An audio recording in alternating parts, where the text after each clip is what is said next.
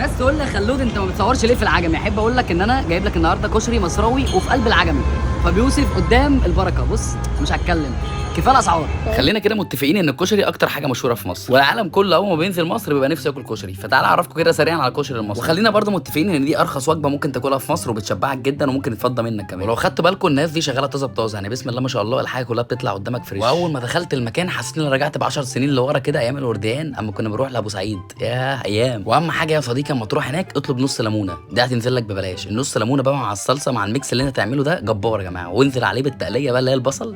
بص انا مهما اتكلم انت لازم تروح تجرب بنفسك، تحس كده ان الليمونه بتعمل فايبس كده مع الاكل جبار. اكتر حاجه ملفته بقى في المكان ده ان الاسعار بتاعته حلوه جدا، يعني من 25 جنيه هتقدر تتدلع. وهم يا جماعه بيعملوا كل حاجه من طقطقه للسلام عليكم، هم اللي بيعملوا الدقه، هم اللي بيعملوا الشطه. بص الناس دي لعيبه قوي في شغلها. بس كده يا عم خالد احب اقول لك بقى ان هم مميزين في حاجات تانية زي ايه؟ مثلا العدس والحمص والبصل، هتلاقي كميات نازله غير طبيعيه. هتقول لي انت عشان بلوجر والجو ده